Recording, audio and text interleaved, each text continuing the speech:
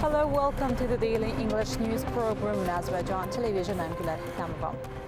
The fourth voluntary national review of Azerbaijan on the implementation of the Sustainable Development Goals was presented at the high-level political forum at the UN headquarters in New York. Within the framework of the forum, an event was held on the topic of activities in the field of mines and unexploded ordnance jointly organized by Azerbaijan and Laos. In accordance with the UN Sustainable Development Goals program, sustainable growth has been achieved in Azerbaijan over the past 10 years. The minimum wage increased by 3 times, the average monthly salary by 2 times, the amount of the minimum pension by 2.4 times.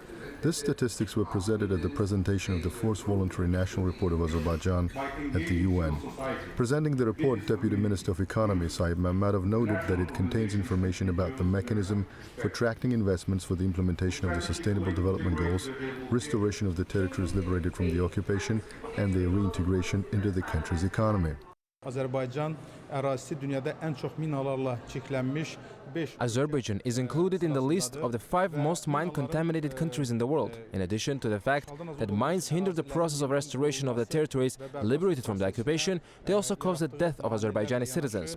To solve this problem, President İlham initiated the 18th National Sustainable Development Goal. A project for its implementation was developed and presented it to the local and foreign public. The fourth voluntary national review speaks in detail about the essence and goals of this initiative of the head of our state.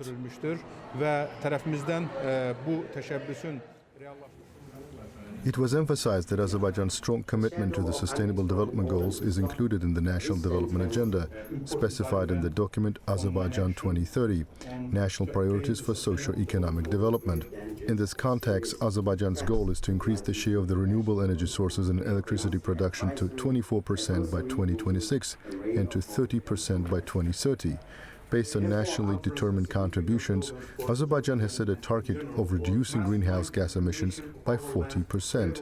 Along with this, the transformation of Karabakh and Eastern Zangezur into a zone of zero net emissions remains high on the agenda.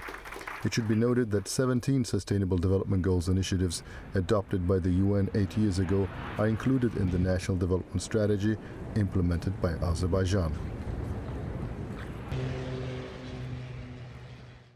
A public legal entity, Republic Blood Bank, was established under the Ministry of Health.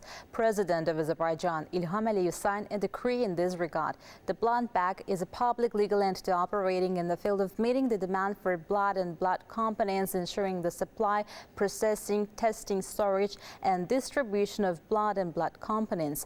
According to the decree, the Ministry of Health must approve the charter of the Blood Bank within 2 months. Azerbaijan and Armenia have made significant strides and have made considerable progress. U.S. State Department spokesman Matthew Miller underscored at the briefing a peace agreement between them will have a substantial impact on these countries and on the region as a whole, leading to greater peace, stability, and security. We believe that both sides must be prepared to make challenging decisions and to compromise, and we will continue to encourage them to resolve their remaining differences and to reach an agreement. The comments that you make here for democracy. A grand competition entitled International Initiatives Related to COP29 has been announced and is being organized jointly with the Ministry of Ecology and Natural Resources and the State Support Agency for Non-Governmental Organizations. The submission of documents for the competition commenced on 16 July. The deadline for application is August 16. Submitted projects must address the issue of global climate change in a relevant manner. It should be noted that NGOs are only permitted to participate in the grand competition in the form of a coalition which must comprise at least one local NGO and one foreign NGO. It is required that the principal agent within the coalition must be a local, non-governmental organization which must submit the project in an electronic format via a dedicated section on the website of the Agency for State Support of NGOs. The maximum grant amount of 30,000 manats for the medium grants competition and 50,000 manats for the large grants competition. It is only possible for non-governmental organizations to participate in the competition in the form of a coalition.